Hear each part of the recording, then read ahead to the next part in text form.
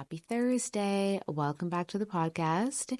So, first off, if my audio is not as crisp as it normally is, please forgive me, but I didn't want to miss a week just because I'm not at home. So, we're just going to get it done. As you can tell by today's title, 30 lessons I've learned in my 30s. I am still in my 30s, and I thought that this was a good list to create because it's things that I have learned, things that I'm currently learning, and the inner work is never really done, right? It's a constant thing. We are constantly growing.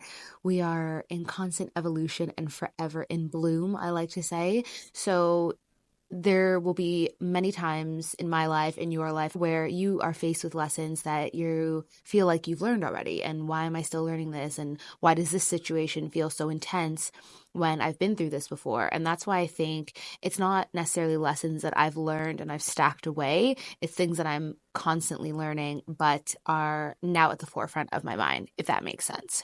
This is also the kind of wisdom I wish someone had told me earlier. I mean, I don't know if I would have listened. I can be a little bit hard-headed, but I'm also someone who, one, I don't like to learn my lessons more than once. Two, I've always been very good at learning lessons through other people. So maybe I would have learned. I'm not sure. But I had to go through and grow through from my own experience. These are not your typical, like, drink more water platitudes, although drinking more water is always good. But these are real and a few unconventional things that I have learned that have really transformed my perspective and in terms my life. So get comfy, grab a drink, let's go. The first few are on health and fitness, and nothing humbles you like your health, fitness, and your body in your 30s. In your 20s, you are high flying. Like, whether or not it's a struggle for you, it infinitely becomes more of a struggle in your 30s, and you just don't really take things as seriously. Like when I was in my early 20s working retail, I used to eat mall food and down like 2 monsters a day, and I thought I was totally fine. Like, that's totally normal. That's totally a balanced diet. I'm staying energized. What a train wreck. I would literally never do that now. So, like I said, nothing humbles you like your health and fitness in your 30s. So here are a few things that I learned. Like any piece of advice, guys, take what resonates and leave the rest. I'm here to serve up a different perspective, not the only one. Lesson number one, and the most important one, is your body is your only home you will ever have. Life is short, but it's also long, and too fucking long for you to hate it. This is very clear. I can't say that I've never had body image issues, but I know that I'm really good at shutting it down because I don't see a life worth living if I just hate my body. Your body is the only one you're ever going to have. You are never going to be able to trade it with anybody. You can lose weight, you can gain weight, you can gain muscle, you can lose muscle, all of the things. But your body is still your body, and I don't think hating it is ever going to make it transform into something that you will love. And to be fair, even if you do that, if it's from a place of not being confident, you are going to hate the new version as well. That's why surgery can become an addiction. You just end up tweaking and not stopping until you've realized you've gotten too far. Body dysmorphia is a real thing, and I think you need to do your best to love your lumps and bumps. And listen, I know that it is very hard, especially hard for women. There are billion-dollar industries and companies that exist and are profitable purely on our insecurities. So I'm not saying that this is just a wake up and snap your fingers. I'm just saying that there will always be somebody that you may deem prettier, smarter, fitter, wealthier, whatever it is. And when it comes to the physical aspect of your body, I just don't think it's worth carrying that emotional baggage. Invest in yourself physically and mentally and your soul, just like you would your car or your home or anything like that. But ultimately, your body is the vessel carrying you through this beautiful life. And that's more than just aesthetics or longevity. It's truly about just respecting the home that you will only ever own. Lesson number 2, do the workouts that you enjoy and ignore everything else. Fitness, just like fashion, has trends and cycles. And the best thing I ever did for myself was just find workouts that I genuinely enjoyed. All I told myself was, I need to move my body. What are the ways that I personally like? And you just go from there. Now, for me, truth be told, is I like to dance. That is my favorite way to move my body. But I started from there. I found dance classes. I join them. I joined those really cheesy dance classes that gyms offer because I just knew it's something that I would enjoy. It's something that I wouldn't be counting down the clock. And it really got me into a good groove. Forget about targeting different muscle groups or even like burning X amount of calories in 45 minutes. Like just move your body in ways that feel good, and the discipline becomes so much easier after that. Now for me, it's like, okay, I found ways that I like. Can I expand on that? Now I do ClassPass because I like having classes in my calendar. That way I know I'm going to go and I'm held to that standard, as opposed to just kind of going to the gym. It's much harder for me to do that. But I cannot emphasize this enough. You will move your body on a regular basis when it's something you actually like. Lesson number 3, stop eating when you're not hungry. So this can go in a million different directions, but I'll keep it really short and concise. Basically, you should aim to eat until you're satiated, like you're comfortable. Like you could eat more, but you don't really need to eat more. Like the hunger is gone. That's typically when you should stop eating. I am very big on intuitive eating and mindful eating. Like I'm a big believer in not eating out of packages because you end up overeating, and just eating when you're hungry. If you're not hungry, you're not hungry. Now, obviously, I'm not a doctor and there's a million different ways you can slice that, but I just think for the average person, that's really sound advice. I know that growing up, kids are often taught you have to eat your food, like finish your plate, and that can, while it seems harmless, it can really grow into you feeling like you always have to finish what's in front of you. And that's not good, because as you get older and you start to eat out at other places, everyone's portion size is different and you're just eating for the sake of eating when you're not even hungry. So I highly suggest to stop eating when you're not hungry. Take bites, enjoy them, savor them. You also realize that if you are not woofing your food down, you probably don't even want as much food as maybe you have served. You shouldn't feel like you're busting by the end of a meal. That is not also a nice feeling, right? If you do feel like that, highly recommend a 10-minute walk afterwards. It really helps with digestion. But I'm just saying to eat consciously. And honestly, this goes beyond food. Like stop consuming anything, relationships, media, commitments, anything that no longer serves you just because it's there. Lesson number 4, aim for strength and not thinness. I know that this might also be a trend, but I actually think it's a good one that is finally kind of getting into the conversation, especially when it comes to women's health and fitness. We need muscle. We need to build muscle. We need to lift heavy. This is really important for us, especially as we age. When we get significantly older in our senior citizen age, one of the biggest things for seniors is not falling. Hip replacements and really tragic accidents like that end up having a huge detrimental effect on your life because we lose so much muscle mass, right? We all do as we age, but for women, if we're already starting with less, these kind of things really protect you as you get older. It's not necessarily that you won't fall or you won't get ill, but really, what is your recovery time? What does your recovery look like? Now, again, you might be saying, Shantel, I'm 30, I'm 31, I'm 29. This seems way out of reach and really dramatic, but I promise you it's not. If you get into the habit of moving your body in ways that you enjoy and also starting maybe with resistance training or adding in weights, you will do your future self such a service. One thing I try and do often is look back and say, would my 50-year-old self be happy with this decision? Or would my 60-year-old self be happy with this decision? And it's something I even tie in with when I'm being hard on the way I look. I know that my 50-year-old self, my 60-year-old self, my 70-year-old self is like, bitch, you are hot as fuck. Like, you look so good. Don't spend a single moment thinking you don't look good. Like, I know that woman would trade for my body in a heartbeat. So why am I not just enjoying it while I have it? And I think that we want to do that for our future selves in terms of strength as well. Lesson number 5, move your body daily. Honestly, I don't always get this right. I go through ebbs and flows of working out 4 or 5 days a week, working out twice a week. But the idea is that you want to try and move your body daily, whether that's taking the stairs instead of the elevator, walking to the post office instead of driving, getting off the tube a few stops early and walking home. You want to just kind of move your body as much as possible. This could be waking up out of bed, putting on your favorite playlist and dancing in the morning. Also highly recommend. You will be in a fantastic mood. I can promise you that. This is really just about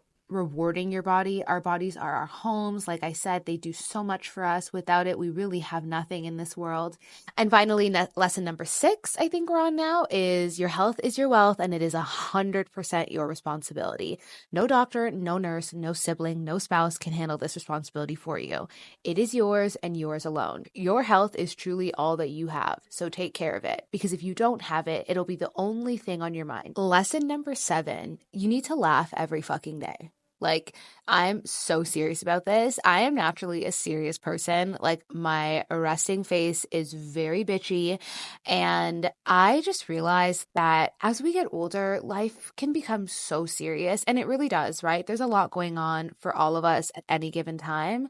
But laughing literally makes you happier. It calms you down. It does so much for your general well-being that it's actually crazy how much we don't do it as adults. So I literally challenged myself to laugh every day, even if it meant I had to seek out laughter, like watching funny videos on YouTube or watching Family Guy. I don't know why those shows are so ridiculous and so stupid, but it gives me a little giggle, and that's exactly what I'm looking for.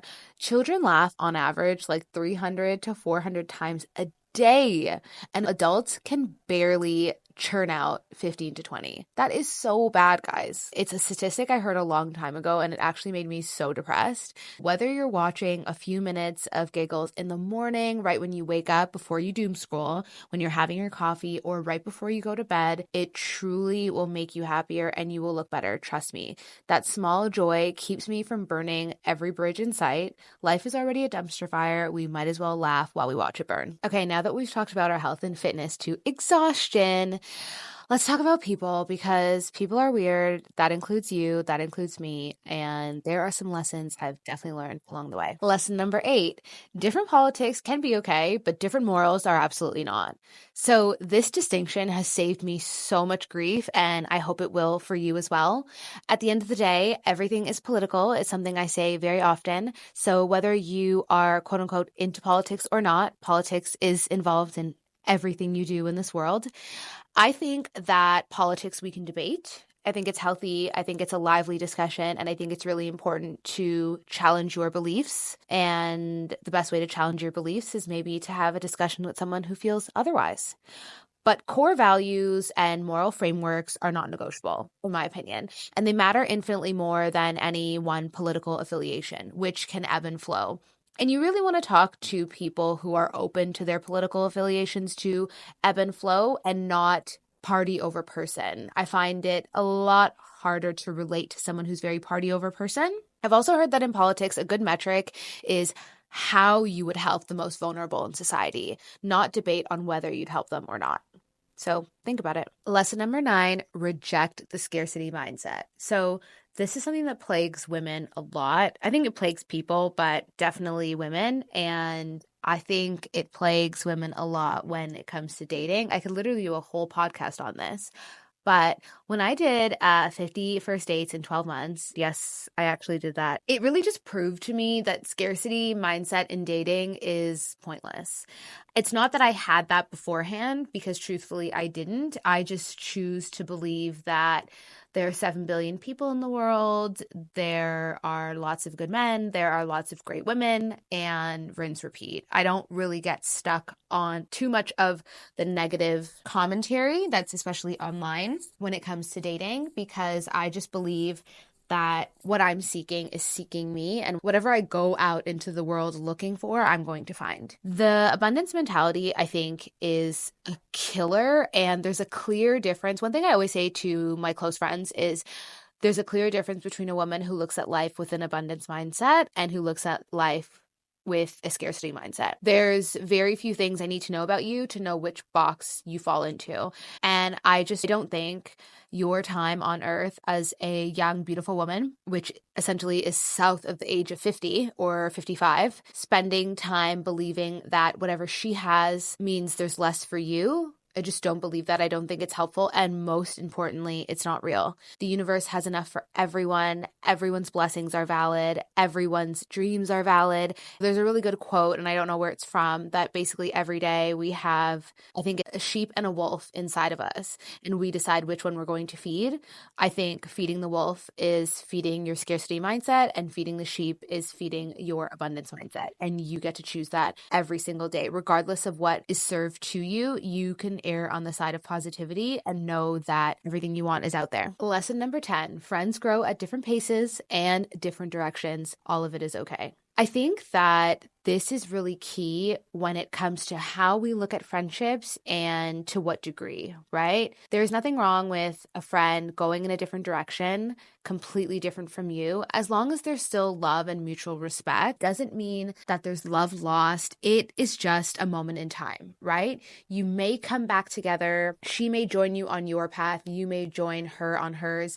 And that distance may continue forever and ever. And all of it is okay. I think this kind of ties into Mel Robbins' theory of let them, which I know, some people like, some people challenge, but I do think that letting your friends know you love them, you care about them, and you want them in your lives is a beautiful thing. And I think you should be upfront with your needs, your wants, and your desires, but ultimately giving someone the space and letting them live their life you need to do. Everyone is on their own path, but that doesn't mean that your paths can't intersect at different times in your life. Be open to it and don't resist change. Lesson number 11, when people want to go, let them leave or be dragged.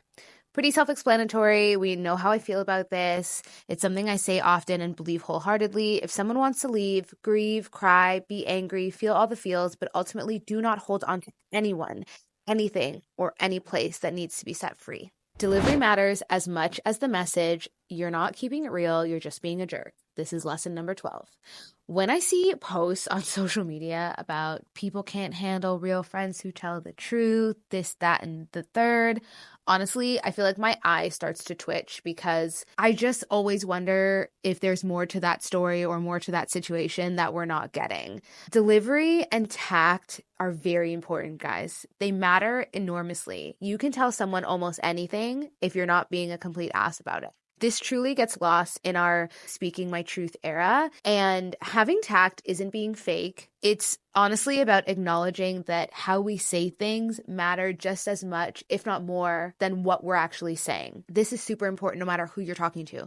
Parent, child, friend, lover, coworker, whatever. Deliver messages with kindness and love. Be straight, be honest, be authentic, but wrap it up in a bow. Misery loves company, guys, and will try to recruit you aggressively. This is lesson number 13. So we've all heard this, right? Misery loves company, but it is a very real thing and something that you need to always kind of have like in your third eye, right at the top of your brain. I think this shows up in many different ways and can come through in many different forms. I think sometimes we just assume it's friends, but it can be in lovers. It can even be in family and parents. I think a really good way of sussing this out is if you are constantly dimming your light around someone because you feel like if you have something positive to share, they will have something negative to share. Another way of figuring this out is if you are getting advice, always consider the source. You want to make sure that you are getting advice from a pure and loving point of view, and not everyone is capable of doing that. So have a think before you take it to heart. You need to read more. This is lesson number 14. Reading makes you more interesting, and I'm sorry, scrolling on TikTok does not count. I've been reading since I was 3 years old, and it is single-handedly the most impactful thing in my entire life. It's the longest relationship I've ever had, and I think it always will be. It has improved my life. Every time I read something new, something impactful, something interesting, my brain scratches in the most delightful way, and it truly allows my mind to expand. I think a lot of people stop reading after they're finished with formal school because reading is forced upon you in school, and worst of all, a lot of literature that you might not be interested in is forced upon you as well. You can argue for good cause, but I know that was my struggle in school. The biggest thing I can tell you is just like moving your body in a way that's interesting and fun for you is to find pieces of literature and authors and genres that you really find interesting and you love and go from there. There is such a big value in reading, and I think a huge value of like a liberal arts education education, for example, is because they're taught to read often, but most importantly, through a critical lens. And that is something that is slowly dying in our society, unfortunately. You can speak to someone in general conversation and know pretty quickly off the top if they are well read or not. And I think reading is such a life hack to so many things. I could literally do a whole podcast on the benefits of reading as an adult. So whether it's short form, long form, book, academia, whatever it is, pick it up and read today. Your brain, your friends, your personality will thank you for it. Trust me on this. I will die on this hill. Lesson number 15, you should never should on your life. Question if your shoulds are actually yours or if you're living someone else's checklist. Again, self-explanatory. We often fall into these traps. I should own property by now. I should have kids by now. I should be married by now. I should want children. I should care about crypto. LOL. It's very toxic for women, especially regarding traditional life milestones. Challenge yourself. Every time you say that, I should be XYZ, I should think XYZ, I challenge you to go inward and be like, wait, do I actually feel that way? Do I actually agree with this decision, with this feeling? Do you actually want that thing? Or is it external pressure? Is it pressure coming from friends, from the media, from your parents, from patterns? You know, like sometimes we just feel we should do things because that's the pattern that we see. I stress this because I want you to dig deeper. Now, you may dig a little bit deeper and be like, no, I feel like I should have this car by this year, and that's something that I genuinely want. Then that's okay, right? As long as you're willing to go inward and ask yourself these questions. Where did it come from? You know, why do you feel like that? I think you just should live your life and work towards the things that you want and come what may. But I think the idea of this is ditching that fake desire and redirecting that mental energy towards experiences and things that you actually want in this life because you've been able to ask yourself the deeper question. Lesson number 16 ties into this really well. Check if your beliefs are still yours. You know, you might have always believed something because that's how you grew up. And then you wake up one day and you're like, wait, do I still believe that? Or are they just leftovers from your upbringing? You'd be surprised how many of your strong beliefs are just things you repeatedly heard growing up. And when you analyze it, peel back the layers and actually look deep, you don't actually resonate with those things at all. Lesson number 17, and I'm going to hold your hand while I say this. The world isn't fair, and you still have to move accordingly. Do not waste years of your life, days, or weeks being angry and frustrated at things that you cannot change. It is not your job to complain about the game you've been given and the cards you've been dealt. It is what it is. Accepting what feels like sometimes the unacceptable will shave so much grief off of your life. Fighting against inevitable realities depletes your energy. Strategize within your framework to get results in your life. Acknowledge the unfairness, cry, grieve, be upset, have your private rage moment. I love a rage moment. I've got a lot of rage. And then focus on your path forward. It's like complaining about the weather. Valid, especially in London, but ultimately pointless. Okay, let's talk about career and money, or how to survive capitalism with your soul intact. Lesson number 18, ladies, you can always earn more money. Your job is not your worth. I feel like a lot of people believe that the amount of money that they can earn is directly tied to the salary that they get at a specific job, and there's nothing outside of that. One, you can always change jobs, industries, whatever, and two, you can always create something for yourself. I want to harp on this because when I worked in sales, one thing I noticed was that one, there were not a lot of women, and two, the women were actually better at selling. Sorry, not sorry. And this should surprise no one. There's a lot of data that also says women are better investors. We're thoughtful, we're considerate. Our EQ is through the roof. And my male counterparts were far more persistent and were better at not taking no for an answer. And that was what led to their specific success. I think if you can combine that with a woman's EQ, she is unstoppable. I'm saying you can always earn more money. And this isn't necessarily your permission to just like blow your savings and like be irresponsible. It's more about having an expanded mind for your earning potential and what you are capable of. Like I said, people often tie their worth to their salary, which is as logical as measuring your intelligence by your shoe size. Your value in a capitalistic system comes from the problems you solve and the skills you offer. Leaving a secure corporate job, let's just say for consulting or content creation, will always feel terrifying at first, But there is no better investment than yourself. And if entrepreneurship is the path that you want to take on that, I wholeheartedly think you should do it. You should do it smart, but you should still do it.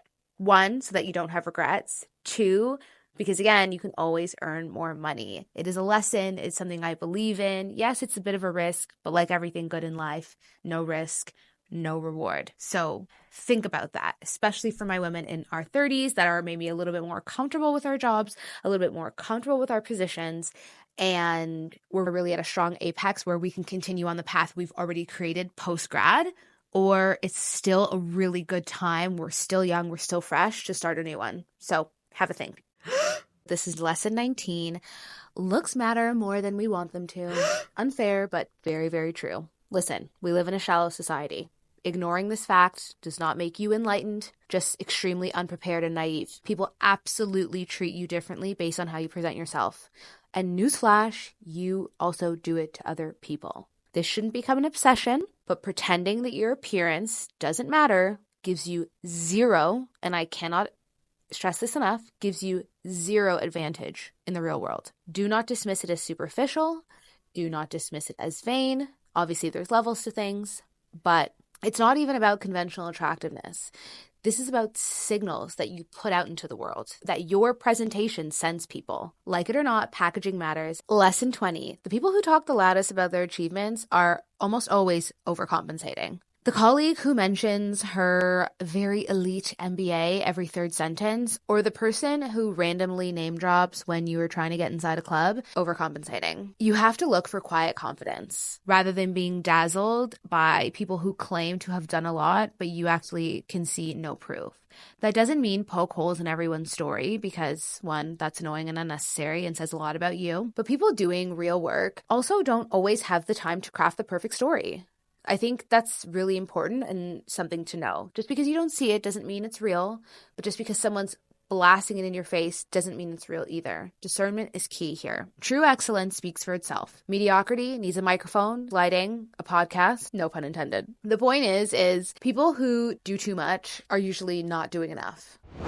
Here's a few big sister wisdoms, or just stuff that sounds cheesy but actually works. Lesson number 21. You will regret inaction more than any action, so just do the fucking thing already. Take the solo trip, book the girls' trip, do your master's, take that job, move abroad by yourself. Just saying. The point is, you will regret things you didn't do more than things you did. So just do it. I can't even tell you how much time you spend in that gray space that doesn't serve you. You end up looking back on that time and saying, why did I put this off? Like, what did you gain from putting it off? The regret of what if haunts you. The regret of, well, I tried, will teach you. One keeps you up at night and the other makes you a more interesting woman. You choose. Which brings me straight into lesson number 22. Not deciding is still deciding. I was sitting on my therapist's couch one day and she looked me dead in my face and said, indecision is still a decision. And even if you're faced with 2 lukewarm options, you still have to make one. And I literally felt like she slapped me across the face. It was so clear and obvious and not the most profound thing I've ever heard. And it rocked me. She just was like, you have to choose something. And if you do nothing, aka indecision, that's a decision and you're choosing to stagnate. The longer you stay in limbo, the more you're consciously selecting that limbo as your preferred state. Do not sit on the fence excessively. That is really the moral of this story. Make a decision.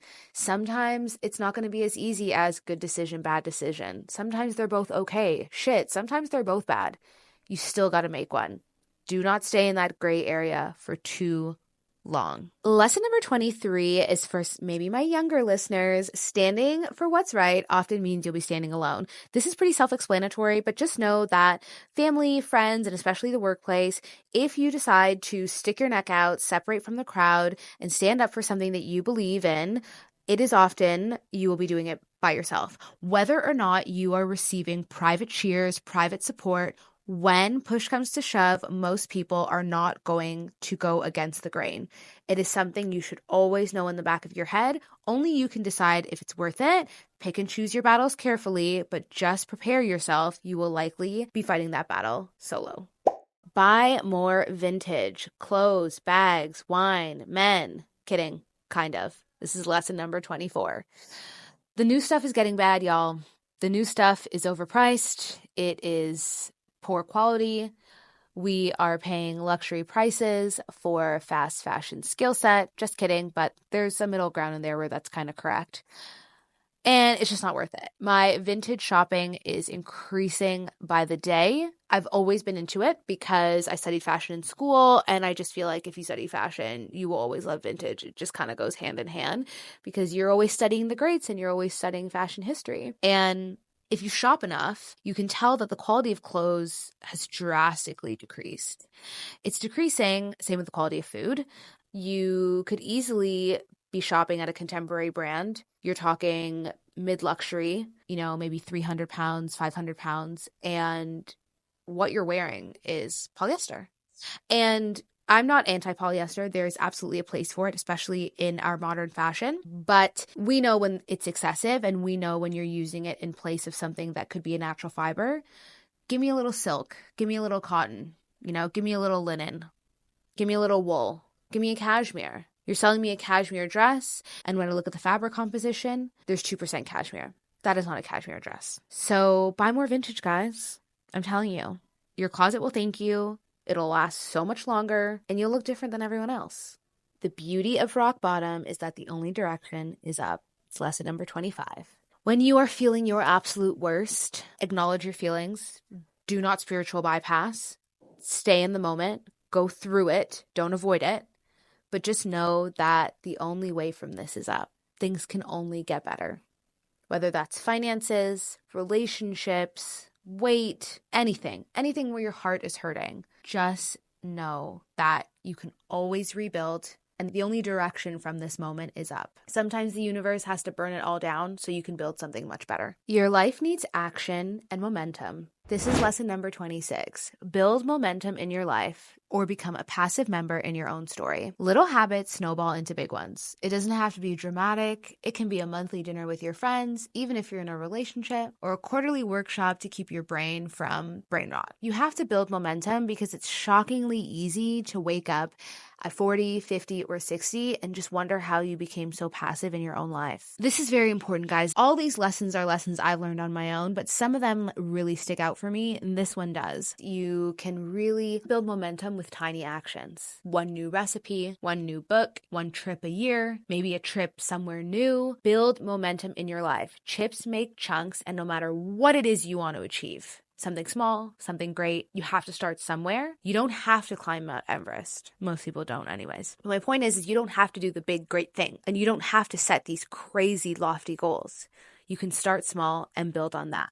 It can be maybe something as simple as your goal is you want to look presentable every day because you know that appearances matter, like we talked about. So maybe no matter where you're going, no matter what you're doing, you're going to get up and you're going to put yourself together every day. No leggings. No sweatpants, clothes every day. I harp on this because I believe in it so much. Maybe you're going to decide that you're not going to save any quote unquote nice clothes. Everything in your closet is up for grabs. There's no saving. There's no special occasion. There's no special day. There's no special anything. You're going to wear what's in your closet. It could be something as simple as that. For me, in COVID, full disclosure, was making my bed. I never used to make my bed before lockdown. Something about doing it during lockdown because I wasn't leaving my house and I was forced to appreciate my space in a way that I never did before. Lockdown was very transformational for me in a lot of positive ways. I know that obviously everyone had their own experience, but for me it was incredibly positive. I started to make my bed, and it's a habit that is stuck. I still make my bed every day. And I'm so happy for it. I'm literally smiling as I say that because that is an example of me building some sort of action and momentum into my otherwise very weird day, especially at the beginning of lockdown. It was very odd to just be in the house all day, every day. So I really believe in this. Tell me some ways that you want to build momentum in your life or ways that you have. You know where to find me, TikTok on Instagram at Shantel Russo, or you can DM the show page, which is at The Sage Sorority on Instagram. We're also on TikTok and on YouTube. We're going to be uploading shorts, and when we start to make this a video podcast, slowly but surely, it'll be there as well. Lesson number 27, done is better than perfect. Perfectionism is just procrastination. We know this, right? We know if you label yourself as a perfectionist, that is not a good thing. You are procrastinating, you have control issues. We know that this is a thing, right? This podcast is my best example for this. I had an idea for a podcast many years ago, like before I even left Toronto. We're talking eons ago, guys. Never did it, never acted on it. Just stayed in my brain, then made it to my iPhone notes. If you want to know anything about someone, especially a woman, just look at her iPhone notes. My iPhone notes are basically like my digital diary. Why did I not launch the podcast, guys? Could have done it many years ago. Who knows where I'd be now? Brainstorming, plotting, researching, all of these things have their place, but they are also excellent hiding spots for fear. And I mentioned in the first episode, the reset, that I had a huge mental block with this podcast. I think because I was so used to creating a certain type of content, and now I was going to do something completely different. One that is very fitting to me, but still very, very different and very public. And I had a clothing line for a little bit. That didn't go the way I wanted. And just the idea of investing in something, again, for free was really hard for me. Anyways, this isn't about me. The point is, done is better than perfect. You learn so much more by doing than you ever will by researching and reading and essentially watching someone else do it and tell you about it. You have to act now. You learn infinitely more by doing than reading about people who have done it. The point is, launch it today and you can learn more tomorrow. Lesson number 28, you only lose if you quit. Everything else is just feedback. I needed this. I still need this. But I definitely needed this a few years ago. When you take action and things aren't going that great, it is very easy and very tempting to quit. It is very easy to just say, you know what? I'm just going to exit stage left. It doesn't really seem like anyone's paying attention to what I'm doing anyways, so let me just leave. But I promise you, I would say 9 times out of 10, you actually just need to pivot and dive deeper into what you're doing instead of quitting. Seth Godin, he has a book, I think it's called The Dip. But anyways, the dip is essentially a slump that will eventually pass if you let it.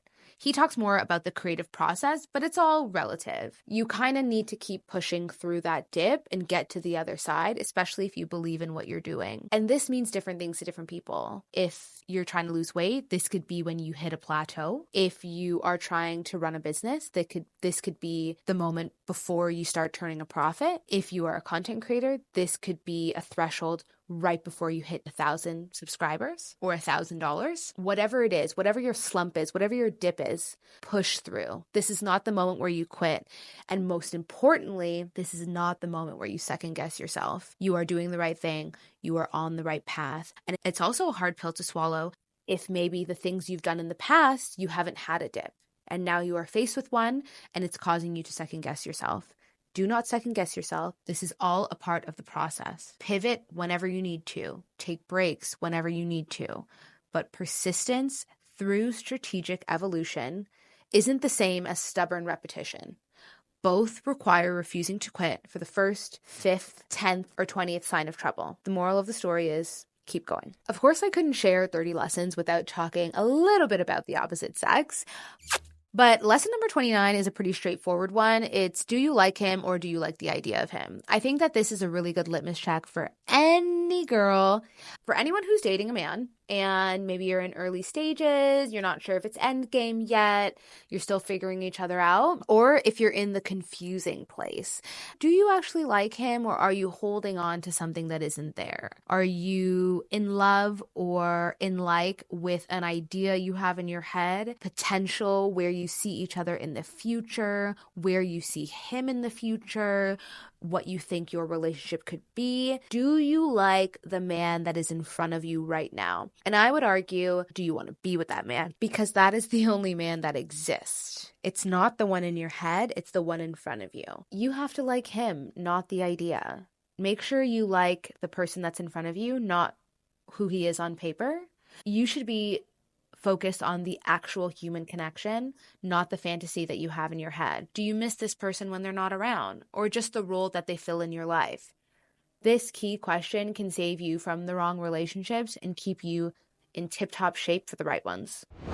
And finally, lesson number 30 is men are followers by nature. Sorry, not sorry, controversial, but it's true.